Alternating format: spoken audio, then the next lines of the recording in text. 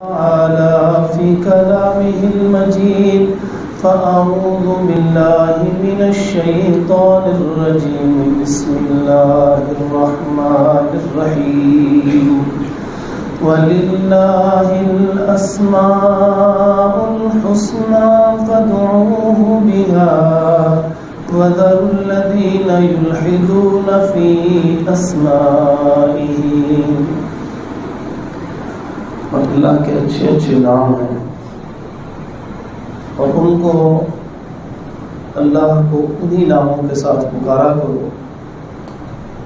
چھوڑ دو ان لوگوں کو کہ جنہوں نے اللہ تعالیٰ کی صفات میں الحاد کیا. اس کی آواز ذرا بلند کرو، اس کی آواز ذرا کھولیے.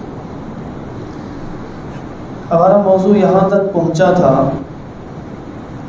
کہ دنیا کے اندر کچھ ایسے افراد کے جو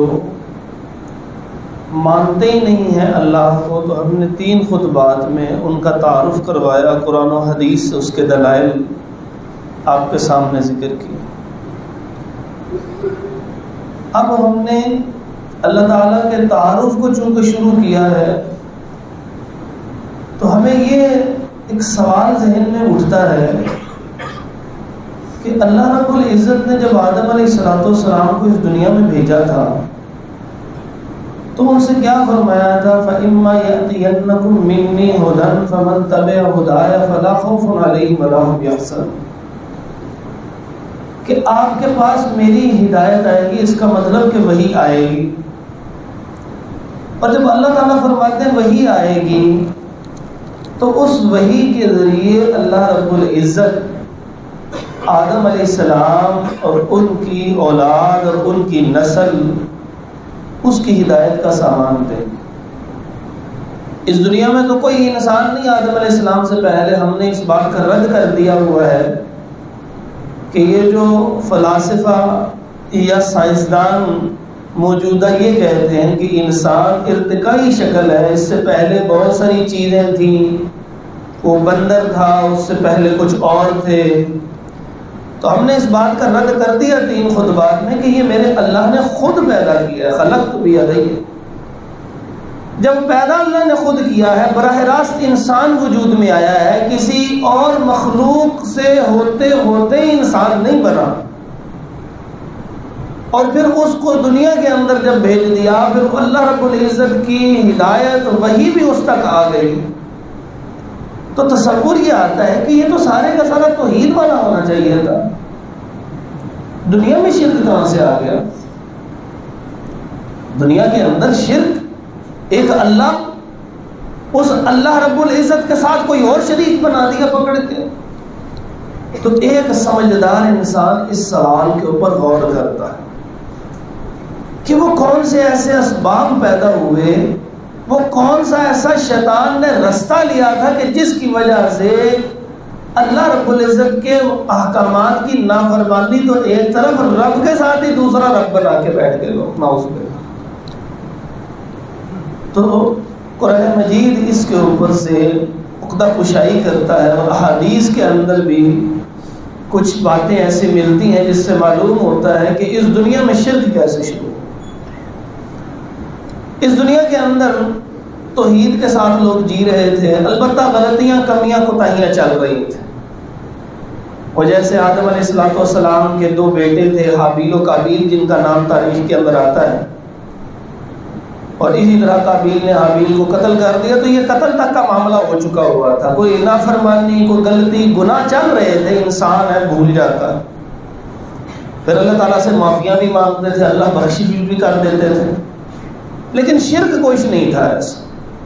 اس زمانے کے اندر نیک افراد کثرت سے ہوا کرتے تھے، کیونکہ وہ نبیوں کی اولادیں تھیں نا. اس وقت نبی آتے رہتے تھے. انہی افراد کے اندر سے 5 افراد بہت ہی نیک ہوئے، ود، سوا، یغوث، یعوق اور نصر. اللہ رب العزت نے قرآن مجید 29واں پارہ سورۃ نوح علیہ السلام میں ان کا تذکرہ کیا. تو یہ 5 افراد بڑے نیک ہوئے، اللہ کی عبادت بڑی کیا کرتے تھے. جیسے عبادت کرنے کا انسان کو حق ہوتا ہے، لازم ہوتا ہے کہ جناب یہ ایسے عبادت کرنی چاہیے، اللہ خوش ہو جائے. ہر وقت اللہ کی یاد میں، اس کے احکامات کی پاسداری. جب وہ اس دنیا سے رخصت ہو گئے، کل نفس ذائقۃ الموت، تو الشیطان نے کیا کیا کہ اس کے بعد میں آنے والی نسلوں کے اندر اس کی شدید محبت سے فائدہ اٹھایا. دیکھیں یہ جو اللہ والے لوگ ہوتے ہیں نا، ان کی محبت اور ان کی برکات ہوتی ہیں. برکات کیسے ہوتی ہیں؟ نبی مکرم صلی اللہ علیہ وسلم نے ارشاد فرمایا، جب اللہ کا ذکر کسی مجلس میں ہو رہا ہوتا ہے نا، اور کوئی بندہ اس مجلس میں اللہ کو یاد کرنے، اللہ کی بات سننے نہیں آتا، کسی سے ملنے آتا ہے، سائڈ پہ بیٹھا رہتا ہے، جب مجلس ختم ہوتی ہے فرشتے واپس جاتے ہیں، اللہ کو جا کے خبر دیتے ہیں جس کو سب کچھ پہلے سے علم تھا، کہ اللہ وہ تیرا نام لے رہے، تجھے یاد کر رہے. تو اللہ رب العزت پوچھتے ہیں کہ وہ کیا مانگ رہے تھے؟ وہ جنت کو مانگ رہے تھے. یا اللہ جنت تو انہوں نے دیکھی نہیں ہے. اللہ تعالیٰ پوچھتے ہیں اگر وہ دیکھ لیتے کہاں ہو تو پھر اور مانگتے جنت کو. وہ کس سے بچنا چاہتے تھے؟ وہ جہنم سے بچنا چاہتے تھے. وہ ایسے سوالات کے بعد اللہ رب العزت آخر میں فرماتے ہیں، طویل حدیث کے آخر میں، کہ اللہ تعالیٰ فرماتے ہیں کہ جاؤ، جتنے بندے وہاں موجود تھے میں نے سب کی بخشش کر دی. وہ فرشتہ کہتا ہے کہ یا اللہ وہ ایک بندہ تو کسی سے ملنے آیا تھا، وہ اس کام کے لیے تو آیا نہیں تھا، بس بیٹھا انتظار کر رہا تھا، اس کا کیا کرنا ہے؟ اس کی بخشش ہے. فرمایا لا یشقی جلیسہم، جو ان لوگوں کے اندر بیٹھے گا وہ بھی محروم نہیں رہے گا. اللہ اکبر. تو یہ انسان کی محبت ہوتی ہے. اور دوسری حدیث میں آتا ہے، نبی پاک صلی اللہ علیہ وسلم نے ارشاد فرمایا، جب اللہ تعالیٰ کسی سے محبت کرتے ہیں نا، تو پھر اللہ رب العزت جبرائیل علیہ السلام سے فرماتے ہیں میں فلاں بندے سے محبت کرتا ہوں. اور جبرائیل علیہ السلام بھی اس بندے سے محبت کرتے ہیں، اور آسمان کے فرشتوں میں کہتے ہیں کہ اللہ فلاں بندے سے محبت کرتے ہیں. وہ فرشتے بھی محبت کرنے لگ پڑتے ہیں. پھر اس کے بعد دنیا والوں کے دلوں میں اس بندے کی محبت کو ڈال دیا جاتا ہے. اس لیے جو اللہ والوں سے محبت ہے، جو علماء سے محبت ہے، جو ان لوگوں سے محبت ہے جو اللہ کے قریب نظر آتے ہیں ہمیں، یہ ایک فطرتی عمل ہے. اس کا مطلب یہ ہے کہ اگر وہ واقعی سچا اللہ والا ہے، ولی اللہ ہے، تو یہ جو اس کی محبت ہے، یہ اللہ رب العزت بھی اس سے محبت کرتے ہیں، جبرائیل علیہ السلام بھی محبت کرتے ہیں، آسمان کے فرشتے بھی، اور اس کے بعد انسان کے دلوں کے اندر اس کی محبت ہوتی ہے. حسد کرنے والے بھی بڑے ہوتے ہیں، وہ شیطان کی طرف سے حسد ہوتا ہے، لیکن جو محبت ہوتی ہے سچے کے لیے، ہم محمد رسول اللہ صلی اللہ علیہ وسلم سے محبت کرتے ہیں، ہم صحابہ کرام رضی اللہ عنہ سے محبت کرتے ہیں، ہم ائمہ کرام سے محبت کرتے ہیں، ہم انبیاء کرام سے محبت کرتے ہیں، ہم شہداء سے محبت کرتے ہیں. وہ کس وجہ سے کرتے ہیں؟ ہمارے دل کے اندر یہ کیوں پیدا کی؟ اتنی مصروفیت میں پھر بھی ہم ان کو یاد کر پڑتے ہیں. اس کا مطلب اللہ محبت کر رہے ہیں، جبرائیل علیہ السلام محبت کر رہے ہیں، آسمان کے فرشتے محبت کرتے ہیں، اور یہ محبت بھی میرے رب نے ہمارے دلوں میں پیدا کی.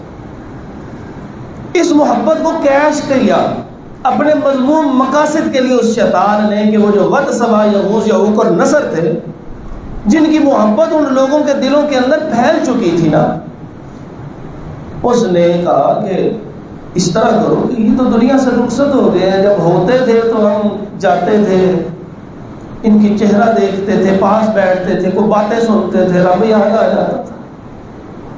تو اب اس طرح کرو، ان کے بت بنا کے وہ رکھ دو، اور گھروں کے اندر بت پڑے ہوں گے، گھروں کے اندر مورتیاں پڑی ہوں گی، ان کے مجسمے پڑے ہوں گے، تو وہ تو نہیں ہے، وہ تو منو مٹی تلے دفن ہو چکے ہیں.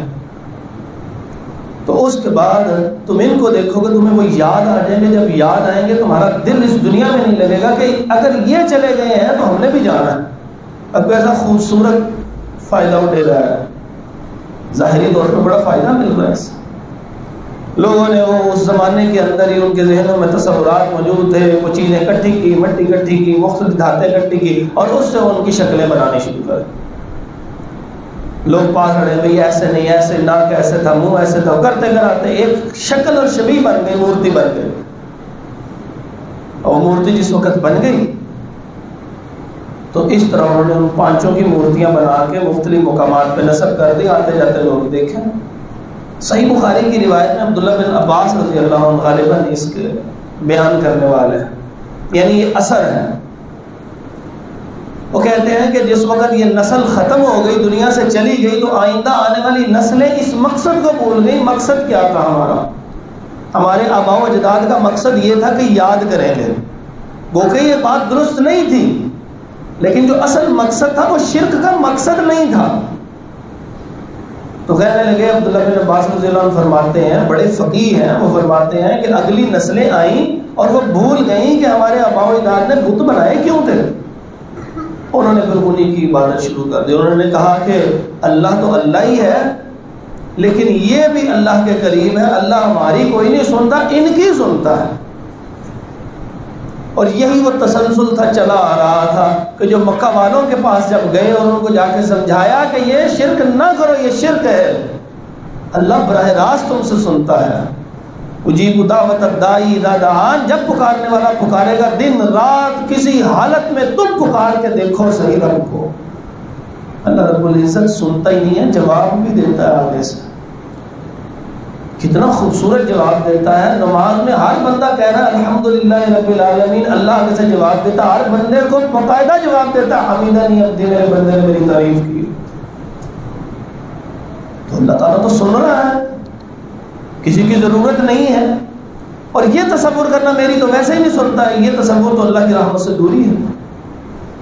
تو انہوں نے آگے سے کیا کہا, انہوں نے کہا ما نعبدهم الا ليقربونا الى الله زلفا, ہم ان کی جو عبادت ہے نا بتوں کی, یہ خدا سمجھ کے نہیں کرتے, ہم تو اس لیے کرتے ہیں یہ ہمیں اللہ کے قریب کرتے ہیں. انہوں نے یہ نہیں دیکھا کہ یہ بت اگر بارش میں پڑا ہو تو جو اپنے آپ کو بارش کے قطروں سے نہیں بچا سکتا, انسانوں کو تکلیفوں سے کیسے بچائے گا. اس قدر بے بس بت ہوتا ہے. ابراہیم علیہ السلام نے پکڑ کے کلہاڑے سے توڑ دیا تو واپس آ کے لڑنے لگ پڑے. انہوں نے کہا ہمارے بت کیوں توڑے ہیں؟ وہ کہنے لگے بڑے نے توڑے ہیں, ان سے پوچھو, کلہاڑا تو اس کے پاس پڑا. وہ کہنے لگے آپ کو پتا ہے نا کہ یہ بول نہیں سکتا. ابراہیم علیہ السلام کہنے لگے یہی تو میں کہہ رہا ہوں, جو بول نہیں سکتا وہ تمہیں نفع نقصان کیا دے سکتا ہے؟ جو اپنے آپ کو کلہاڑے کے وار سے نہ بچا سکا, جو پاش پاش ہو گیا, وہ تجھے نفع نقصان سے کیسے بچا سکتا ہے؟ یہ کون سا خدا لیے پھر رہے ہو تم؟ تو یہ بت پرستی یہاں سے شروع ہو. اور جب وہ بت پرستی عام ہوئی تو میرے مالک کا جو ایک فیصلہ ہے کہ جو شرک کرتی ہے قوم, اس کو سزا ملتی ہی ملتی ہے. یہ وہ واحد امت ہے کہ جس کی سزا قیامت تک کے لیے ادھار رکھی ہے. امت سے مراد یہ باقاعدہ نہیں, ختم نبوت کے بعد والے مشرکین, اور اس سے پہلے کسی نہ کسی قوم میں جب اس کو ہلاک کرنے کا فیصلہ کیا جاتا, اس سے پہلے ان میں نبی کو بھیجا جاتا تاکہ ایک دفعہ سمجھا دیں. وہاں پہ وہ آئے, اور یہ تاریخی روایات ہے کہ جب وہاں پر وہ آئے اور نبی آئے اور نبی نے سمجھایا, اور ماں سے زیادہ پیار کرتے ہیں انبیاء اپنی امتوں سے. جیسے میں نے ذکر کیا تھا, سیدہ عائشہ رضی اللہ تعالی عنہا کہتی ہے میں نے ایک دن نبی صلی اللہ علیہ وسلم کو بڑا ہی خوش دیکھا. میں نے کہا میرے لیے کوئی دعا کر دے. نبی صلی اللہ علیہ وسلم نے کہا اے اللہ, اللہم اغفر لی عائشہ, اے اللہ عائشہ رضی اللہ عنہ کو معاف فرما دے. کہتے میں اتنا خوش ہوئی, ہنستے ہنستے مسکراتے مسکراتے خوشی سے دوری ہو گئی. تو رسول اللہ صلی اللہ علیہ وسلم نے پوچھا آپ کو خوشی ہوئی؟ کہا مجھے خوشی کیوں نہ ہو, آپ میرے لیے براہ راست دعا کر رہے ہیں. تو نبی صلی اللہ علیہ وسلم نے فرمایا میں نے آپ کے لیے جو کیا ہے, میں اپنی امت کے لیے روزانہ یہ دعا کرتا ہوں. اللہ اکبر.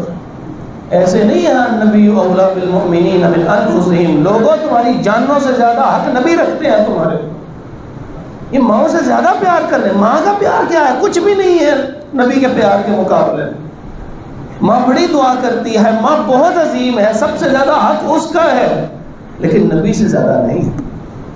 اور نبی کا حق یہاں تک لکھا ہے کہ اگر کوئی ماں باپ میں سے یہ کہہ دے کہ آگ میں چھلانگ لگا دو, تو ان کی اس بات پہ نافرمانی لازم ہے. جو فرما برداری کرے گا وہ گناہ کرے گا, کیونکہ اس نے اپنے آپ کو قتل کیا.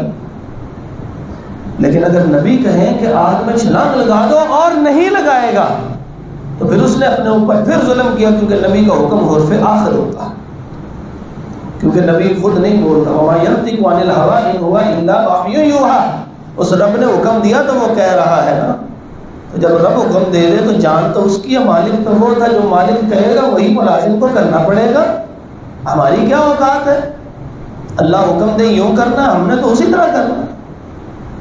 تو کہنے کا مقصد یہ تھا کہ نبی زیادہ محبت کرتے.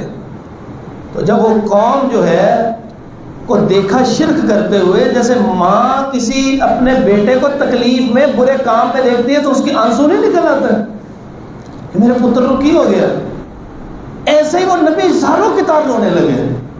وہ یہ قوم کو ہوا کیا ہے، ان کا انجام کیا بنے گا؟ شرک کرنے۔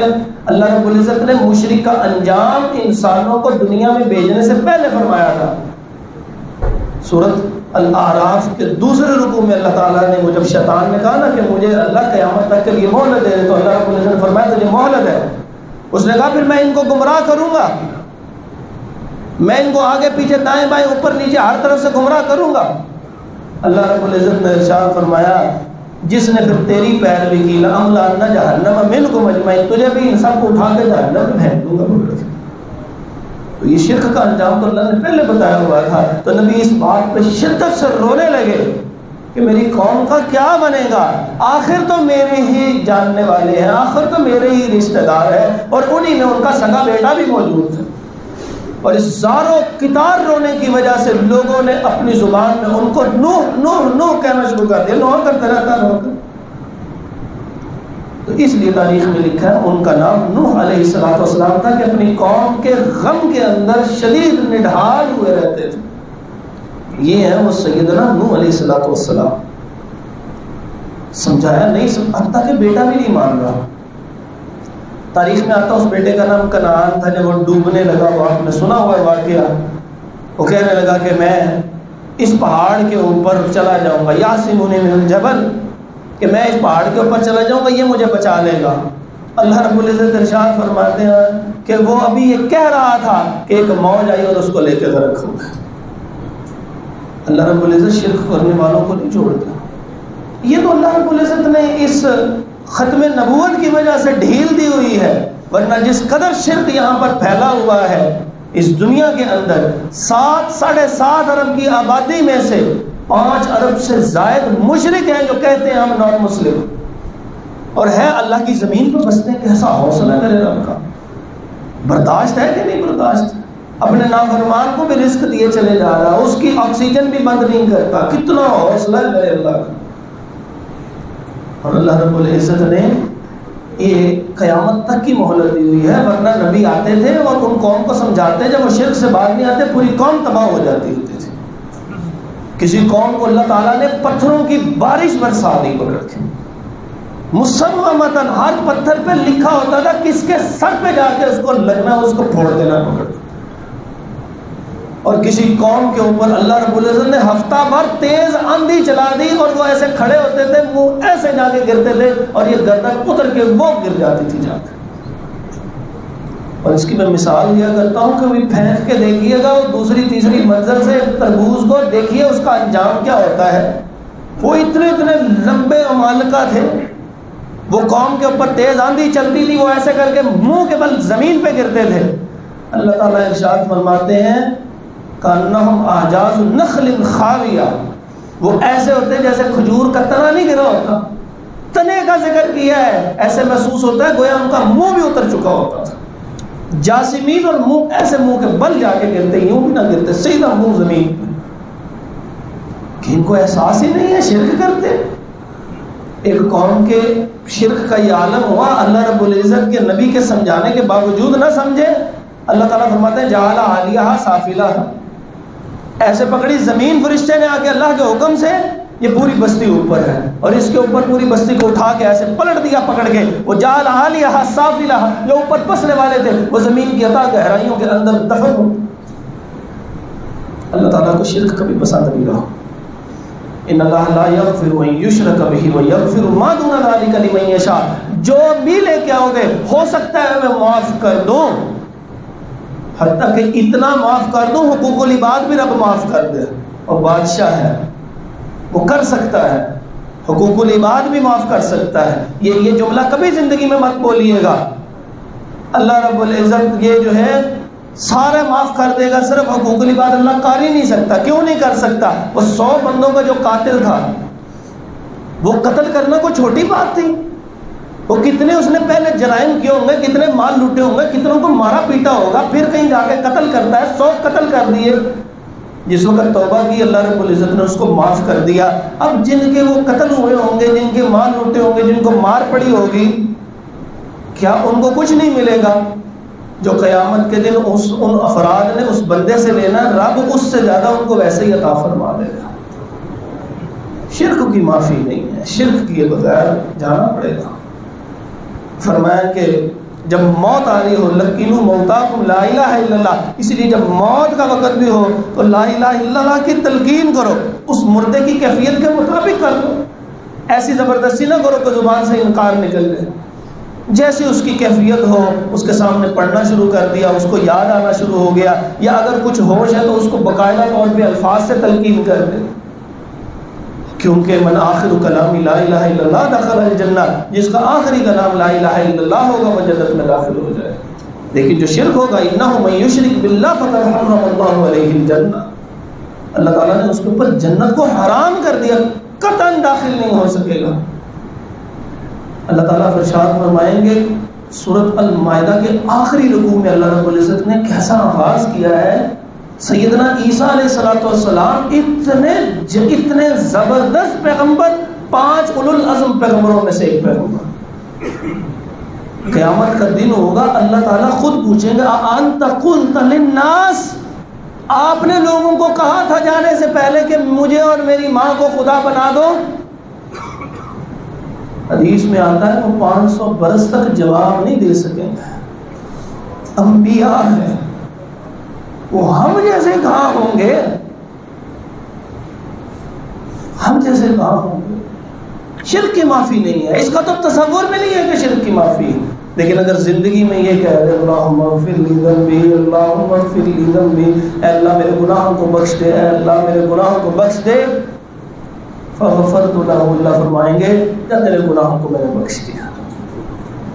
لیکن اگر کرتا رہے گا، قائم رہے گا، پھر نہیں معافی ہوگی. پوری قوم کو تباہ کر دیا، ہلاک کر دیا پکڑ کر. نوح علیہ السلام کا بیٹا تھا نا مشرک، تو فرمایا، وہ کہنے لگے یا اللہ تو نے کہا تھا میں آپ کی گھر والوں کو بچاؤں گا. اللہ رب العزت نے ارشاد فرمایا انہ لیس من اہلک، آپ کے گھر میں سے اس کا تعلق نہیں ہے.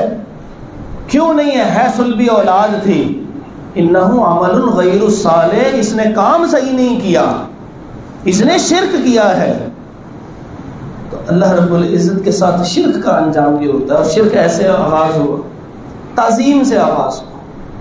پھر اس کے بعد نوح علیہ السلام کی کشتی آپ تصور کریں، اس کے اندر تو سارے موحدین تھے. تو وہ کشتی کا جو ہے یہ کوفہ کی طرف سے، یہاں سے یہ ان کا مسکن تھا، جو تاریخ کی کتابوں کے اندر ان کا مسکن لکھا ہوا ہے وہ یہ علاقہ مسکن تھا. تو اس علاقے سے عراق کی طرف سے یوں سارے کا سارا پانی ہی پانی، اس قدر پانی کہ کشتی تیرنے لگ پڑی. اور اتنی دور کہ ترکی کے قریب ہے وہ جودی پہاڑ، جس کا اللہ نے قرآن میں ذکر کیا ہے وَاسْتَوَتْ عَلَى الْجُودِي، کہ وہ کشتی چلتی رہی اور جا کے ٹکی جودی پہاڑ کے اوپر. پہاڑوں کے نام ہوتے ہیں، احد بھی تو پہاڑ کا نام ہے. ہمارے ہاں بھی ماؤنٹ ایوریسٹ ہے، K2 ہے، مری ہے، مختلف پہاڑوں کے نام ہوتے ہیں. تو وہ جودی پہاڑ کا نام تھا. کوہ طور بھی تو تھا نا. تو وہ پہاڑ کے ساتھ جیسے ٹکرائی، یہ تقریباً میں نے اس کو دیکھا تقریباً 2000 کلومیٹر کا فاصلہ بنتا ہے. اللہ کتنا ناراض ہوا کہ سارے علاقے میں پانی کر دیا. وہاں جا کے ٹکرائی جا، اور وہاں سے جب اترے تو وہاں پہ کتنے بندے اترے؟ وہ سارے کے سارے موحدین تھے، مشرک. کسی ایک کو بھی بیٹھنے کی اجازت نہیں تھی، حتیٰ کہ نوح علیہ السلام کے بیٹے کو بھی بیٹھنے کی اجازت نہ دی. اب پھر دوبارہ نئے سرے سے توحید ہوگی. پھر انسان سوچتا ہے پھر شرک کیسے ہوا؟ سوال تو آج کا یہ تھا کہ شرک کہاں سے آیا ہے؟ اتنا بڑا گناہ کیسے شیطان نے انسانوں کے اندر، توحید والوں کے اندر، ان کی نسلوں کے اندر جاری کر دیا؟ تو پھر اس کے بعد دوسری چیز جو ہمیں ملتی ہے وہ شرک کے آنے کے اوپر، وہ کہاں سے ملتی ہے؟ قرآن مجید سے، موسیٰ علیہ السلام کے واقعے سے. یعنی اس کے بعد قرآن مجید نے کچھ تذکرہ نہیں کیا کہ نوح علیہ السلام کے بچ جانے والی قوم میں شرک کیسے آیا. کوئی قرآن نے تذکرہ نہیں کیا. میں آخر میں اس پہ ایک تبصرہ کروں گا ایک حدیث کی روشنی میں انشاءاللہ. لیکن پہلے وہ اتھینٹک باتیں کر دوں کہ جو قرآن نے بتایا کہ شرک کسی قوم میں کیسے آتا ہے. موسیٰ علیہ السلام اس مشرک سب سے بڑے فرعون جس کو منفتا کہا جاتا تھا، رمسیس سیکنڈ، وہاں سے وہ ڈوبا، جو کہا کرتا تھا انا ربکم الاعلی، میں سب سے بڑا رب ہوں تمہارا، وہ جب ڈوب گیا، غرق ہو گیا، اور موسیٰ علیہ السلام اپنی قوم کو لے کر آئے، ان کو یہاں بٹھایا اور خود 70 سرداروں کے ساتھ وہاں پر کوہ طور پر چلے گئے، اور خود 30 رات کی عبادت کا حکم تھا، وہاں 30 رات عبادت کی، میرے رب نے 10 راتیں اور نازل کر دی، حکم نازل کر دیا، اور وہ 10 راتیں اور عبادت کر کے 40 رات بعد نیچے آتے ہیں، اور ان کے ہاتھوں میں تختیاں تھیں جس کے اوپر تورات لکھی ہوئی تھی۔ وہ قوم نے پھر بدتمیزی کی، کہنے لگی حتی نر اللہ جہرتاً، ہم اللہ کو دیکھیں گے تو مانیں گے کہ تورات ہے۔ وہ بنی اسرائیل ابھی آزاد ہو گیا ہے، پھر بھی رب کے اوپر یقین نہیں آ رہا، ابھی ان کے سامنے موجوں کے اوپر جب لاٹھی ماری تھی تو وہ ساکن ہو گئی تھی، یقین پھر بھی نہیں آ رہا، نبی درمیان میں موجود ہے، یقین پھر بھی نہیں آ رہا۔ اللہ تعالیٰ فرماتے ہیں فَأَخَذَتْكُمُ الصَّاعِقَةُ، تمہیں پتہ ہے تم لوگوں کے ساتھ پھر اللہ نے کیا کیا، پھر ایک چیخ ہے، تم سب کے سب مر گئے۔ موسیٰ علیہ السلام نے دعا کی، اللہ سارے سردار مر گئے تو ان کو تو بخش دے، معاف فرما دے غلطی۔ اللہ تعالیٰ فرماتے ہیں ثم بعثناکم من بعد موتکم، تمہاری موت کے بعد دوبارہ زندہ کیا۔ عام طور پہ اللہ کرتا نہیں ہے، جب موت آ جائے گی پھر برزخی زندگی ہوگی قبر کی، وہ کیا ہے وہ اللہ بہتر جانتا ہے، اور اس کے بعد قیامت کے دن ہی اٹھایا جائے گا۔ لیکن اللہ تعالیٰ فرماتے ہیں ثم بعثناکم من بعد موتکم، تمہاری موت کے بعد پھر دوبارہ زندہ کر دیا ہم نے پکڑ کے تمہیں۔ اور پھر وہ لے کے اپنے 70 سرداروں کے ساتھ جب داخل ہوئے تو دیکھا ایک بچڑا ہے، اس میں سے آواز آ رہی ہے، اور لوگ سارے کے سارے اس کے آگے جھکے ہوئے ہیں۔ اب موسیٰ علیہ السلام کو اس قدر غصہ آیا کہ اس شرک والے مشرک سے جان بچا کے نکل کے آئے یہاں پہ، جو عذاب دے رہا تھا، جو تکلیف پہنچا رہا تھا، بچوں کو مرغیوں کی طرح ذبح کر رہا تھا، جب وہاں سے بچ کے آ گئے، اور پیچھے ہارون علیہ السلام کو میں مقرر کر کے گیا ہوں، شرک کیسے شروع ہو گیا؟ سوال انہوں نے بھی یہی کیا، یہ کیا ہوا ہے؟ اور غصے میں آ کے ہارون علیہ السلام کی داڑھی اور سر کے بال غصے سے پکڑ گیا۔ اب تسمہ تصور سے دیکھیں، اللہ نبی کو کتنی غیرت آئی شرک شروع ہونے کے بعد، کہ دوسرے نبی جن کے لیے دعا بھی خود کی تھی، ہارون اخی، یہ میرا بھائی ہارون علیہ السلام، اللہ انہیں بھی نبی بنا دے، انہیں کے سر کے بال اور داڑھی کے بال پکڑ لیے، کہنے لگے یہ کیا ہوا؟ اور غضبناک، اور وہ تختیاں سائڈ پہ رکھ دی پکڑ کے، تو رات بھی رکھ دی، غصے میں آ گئے کہ کیوں شرک شروع ہوا ہے، پوچھنا چاہ رہے کیوں شروع ہوا ہے۔ ہمیں اس واقعے سے معلوم ہو جائے گا کیوں شروع ہوتا ہے دوبارہ شرک۔ وہ کہنے لگے کہ لا تاخذ بلحیتی ولا براسی، میرے سر اور داڑھی کے بالوں کو چھوڑ دیا، ولا تشمت بی الاعداء، یہ جو دشمن ہے نا یہ خوش ہو رہے ہیں، ان کو خوش ہونے کا موقع نہ دیجیے۔ میں اس لیے خاموش رہا تھا کہ یہ معاملہ بہت بڑا تھا، استضعفونی، انہوں نے مجھے بے بس کر کے رکھ دیا تھا، بات نہیں مانتے تھے۔ یہ سامریہ اس سے پوچھیں جس نے یہ کام کیا۔ موسیٰ علیہ السلام نے وہ چھوڑ دیا، اور تھوڑا سا غصہ ٹھنڈا ہوا، سامری کو بلایا، یہ کیوں کیا تم نے، یہ کیا کیا تم نے؟ وہ کہنے لگا بات یہ تھی کہ جو وہاں سے سامان لے کے آئے تھے بہت سارا سونا بھی اس کے اندر موجود تھا، تو جب ہم پار کر کے آئے اور آپ چلے گئے یہاں سے، تو پیچھے انہوں نے سونے کو ایسے پھینک دیا کہ ہمیں یہ سونا نہیں چاہیے۔ تو جب انہوں نے سونا پھینک دیا، میں نے سارے کے سارے سونے کو پکڑ کے وہ بھٹی بنائی اور اس کے اوپر اس کو گلا لیا، اور پھر اس سے میں نے ایک شکل بنائی جو بٹھڑے کی مانند تھی، اور میں نے ایک فرشتہ دیکھا تھا جو چل رہا تھا اس وقت جس وقت ہم وہ پار کر کے آئے تھے، وہ جو دریا پار کے آئے تھے وہاں میں نے ایک فرشتہ دیکھا تھا جو وہاں سے چل رہا تھا، تو گزرتے ہوئے اس کے قدموں کے نیچے جو چیز آتی تھی وہ ہریالی ہو جاتی تھی۔ کہتے ہیں مجھے نظر آیا، میں نے فقبضت قبضۃ من اثر الرسول، میں نے ایک ایسے مٹھی کو پکڑ لیا، اب میں تجربہ کرنے کے لیے اس کے اندر پھینکا تو اس میں سے آواز آنے لگی۔ تو ہم نے یہی سمجھا کہ وہ موسیٰ علیہ السلام تو وہاں چلے گئے ہیں خدا کی عبادت کرنے کے لیے، تو یہ تو خدا کا اوتار یہ ہے۔ تو اس طرح اس میں شرک شروع ہوا۔ کیسے؟ اس کے اندر نتیجہ کیا نکلا کہ پہلا جو شرک شروع ہوا تھا وہ تعظیم کی وجہ سے ہوا تھا، کہ انہوں نے یہ سمجھ لیا یہ بہت بڑے ہیں، اور ان کی بعد کی نسلوں نے یہ سمجھا یہ خدا کے شریک ہے۔ ان نسلوں نے براہ راست کیوں بچڑے کی پوجا کر لی؟ انہوں نے کوئی ایسا کام ہوتے دیکھا جو عام طور پہ نہیں ہو سکتا تھا، تو جب کوئی ایسا کام ہوتا ہے تو پھر لوگ شرک کی طرف چلے جاتے ہیں۔ ایسے ہی لوگ جادوگروں کے پاس جاتے ہیں، وہاں سے کچھ ایسا کام ہوتا دیکھتے ہیں جو محیر العقول ہوتا ہے، جو عام روٹین میں قانون میں نہیں ہوتا، وہ اس کو دیکھتے ہیں وہ شرک شروع کر دیتے ہیں۔ ایک بندے کے پاس جاتے ہیں، وہ جا کے بیٹھتے ہیں، وہ اس کا نام نہیں اس کو بتایا ہوتا، لیکن وہ آگے سے کہتا ہے جناب فلاں صاحب کیا حال ہے آپ کا، آپ کے بچے کی طبیعت خراب تھی، اب کیسی طبیعت ہے؟ بندہ حیران رہ جاتا ہے، اس کو کیسے میرے نام کا پتہ لگا، میرے بیٹے کی طبیعت کا کیسے پتہ لگا؟ وہ اس کو کرنے والا سمجھنے بیٹھ جاتا۔ ایسے ہی انہوں نے جس وقت اس میں سے آواز آتے دیکھی تو انہوں نے کہا کہ اس بچڑے میں سے تو آواز نہیں آنی چاہیے تھی، کیوں آئی آواز؟ اس کا مطلب یہ خدا ہے، نعوذ باللہ۔ اس طرح شرک شروع ہوتا ہے۔ ہمارے ہاں بھی ایسے ہی شرک شروع ہوتا ہے۔ اللہ رب العزت کو سب کچھ سمجھنے کی بجائے سمجھنا کس کو شروع کر دیتے ہیں؟ اس بندے کو سمجھنا شروع کر دیتے ہیں جو محض آپ کا نام آپ کو بتا دے۔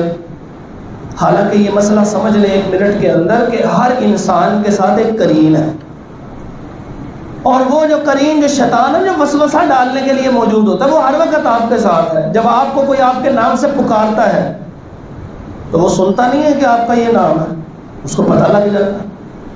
جب آپ کے گھر میں بھی آپ کے ساتھ ہے تو پھر اس کو معلوم ہے یہ آپ کا بچہ ہے، یہ بیوی ہے، یہ آپ کی ماں ہے، یہ والد ہے، یہ آپ کے دوست ہیں، آپ کو سارا کچھ اس کو ناموں کا اس کو علم ہو جاتا ہے۔ ادھر یہ بدبخت جادوگر اللہ کو اتنا ناراض کرتا ہے، اس شیطان کو اتنا خوش کرتا ہے کہ اس کا قرین اس سے باتیں کرنے لگ پڑتا ہے۔ وہ اس کو کہتا ہے یہ جو بندہ اندر آیا ہے نا تو اس کے قرین سے پوچھ اس کا نام کیا ہے، وہ اس کو بتاتا ہے اس کا یہ نام ہے، اور جادوگر آگے سے کہتا ہے جی آپ کا یہ نام ہے۔ یہ بندہ پریشان ہو جاتا ہے اس کو میرے نام کا کیسے پتہ لگا؟ وہ یہی دیکھ کے اس سے کچھ نہ کچھ مانگنا شروع کر دیتا ہے، اولاد کا سوال کر بیٹھتا ہے، رزق کی تنگی کی دوری کا سوال کر بیٹھتا، وہ پریشانیوں کی دوری کا سوال کر بیٹھتا ہے، وہ کامیابیوں کا سوال کر بیٹھتا ہے۔ اس طرح شرک کا آغاز ہوتا ہے۔ اور مکہ کی پاک سرزمین کے اندر بھی ایسے ہی تو شرک شروع ہوا تھا۔ وہاں پہ تو اسماعیل علیہ السلام تھے، وہاں کیوں شرک شروع ہوا تھا؟ وہ اسی لیے شروع ہوا تھا کہ وہاں سے عمر بن لہئی نامی ایک آدمی شام کے علاقے میں گیا، وہاں اس نے دیکھا انبیاء کی سرزمین ہے، یہاں لوگوں نے بت بنائے ہوئے ہیں، تو یہ کہتے ہیں اللہ تو ایک ہے، یہ اس کے ساتھ شریک ہیں، یہ ساتھ ساتھ کام کرتے ہیں، اللہ ہماری کوئی نہیں سنتا، ان کی سنتا ہے۔ وہاں سے اس نے بت لا کے رکھے۔ جب مکے میں انہوں نے کہا یہ کیوں لے کے آئے ہو؟ اور ہم نے ان سے نہیں مانگنا، ہم نے اللہ سے مانگنا، یہ اللہ کا گھر بنا ہوا ہے، یہیں پہ ہم طواف کرتے ہیں، یہی عبادت کرتے ہیں، یہ ابراہیم علیہ السلام کی لڑی چل رہی ہے۔ تو کہنے لگا میں بھی تو ابراہیم علیہ السلام کے علاقے سے لے کے آیا ہوں، وہاں کے لوگ بھی تو ایسا ہی کر رہے ہیں، وہ انبیاء کی سرزمین ہے، گویا یہ درست ہو گیا ہوگا۔ اور یہ کہہ کے لوگوں کے درمیان اس نے بت بنانے شروع کر دیے اور بت بیچنے شروع کر دیے۔ خود تو امیر ہو گیا لیکن تباہی پوری دنیا کے اندر چھوڑ کے چلا گیا، اور پھر پورے علاقے کے اندر بت ہی بت۔ اور اللہ رب العزت کی معرفت، اللہ کا نام ہے اللہ، نعوذ باللہ من ذالک، اعاذنا اللہ من، اللہ کی مؤنث کو لات کے نام سے ایک بنا دیا کہ یہ مؤنث بولتے آخر میں آتے۔ اللہ تعالیٰ کا نام ہے المنان، اور منان کا مؤنث منات بنا دیا، لات منات، سنا ہوا ہے نا آپ نے؟ اللہ کا نام ہے العزیز، اس کی مؤنث بنا کے عزا بنا دی پکڑ کے، یہ ہے وہ لات منات عزا۔ اور اسی طرح مکہ کے قرب و جوار کے اندر پھر دوبارہ ود سوا یغوث یعوق اور نصر کے بت بھی ملتے ہیں وہاں پہ، تو لوگ تعظیم کی وجہ سے بناتے تھے۔ نبی صلی اللہ علیہ وسلم کے سامنے ذکر کیا گیا وہ فلاں علاقہ ہے، وہاں ایک کلیسا ہے، گرجا ہے، وہاں پہ مریم علیہ السلام کی تصویر بنی ہے، بت بنا ہوا ہے، تصوراتی۔ نبی صلی اللہ علیہ وسلم کو اتنا غصہ چڑھا، لیکن دیکھنے کا مسئلہ یہ ہے انہوں نے کیوں بنایا، انہوں نے ایک محبت میں بنایا، انہوں نے ایک تعظیم میں بنایا، اور آہستہ آہستہ پھر اللہ کی بجائے اس سے مانگنا شروع کر دیا۔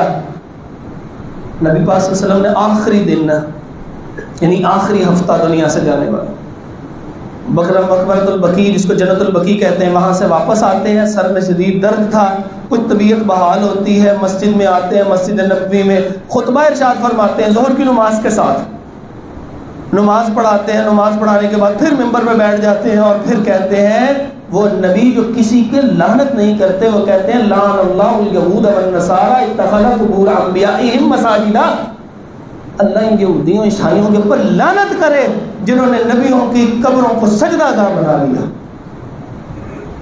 وہ تو نبی کبھی کسی پہ لعنت نہیں کرتا، ایک بندے نے آگے کہا اللہ کے نبی صلی اللہ علیہ وسلم اس پہ لعنت کیجیے، وہ قبول نہیں کرتا ہدایت. کہا مجھے لعنت کرنے والا نہیں بنا کے بھیجا گیا، لیکن خود آخری جملوں میں کیا کہہ دیا کہ شرک اتنا بڑا گناہ تھا. شروع کہاں سے ہوتا ہے؟ تعظیم سے شروع ہوتا ہے. تعظیم اس حد تک بڑھ جاتی ہے کہ پھر وہ اس سے مانگنا شروع کر دیتے ہیں.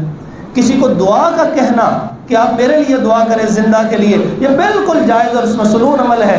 لیکن جو دنیا سے رخصت ہو گیا، جو اپنا غسل خود نہیں کر سکتا، جو اپنا غسل خود نہیں کر سکتا، اپنے سطر کو نہیں چھپا سکتا، اور جس کا جنازہ پڑا گیا ہے، جس کو منو مٹی تلے خود دفن کیا گیا، خود قبر میں اتر نہیں سکا تھا، وہ اتنا بے بس تھا، اسی سے مانگنا شروع کر دیں ہم. اللہ رب العزت اس لمحے سے پہلے ہمیں اس دنیا سے لے جا کہ ہم اللہ کے علاوہ کسی اور سے مانگے. اقول قولی ھذا استغفر اللہ لی ولکم ولجمیع المسلمین.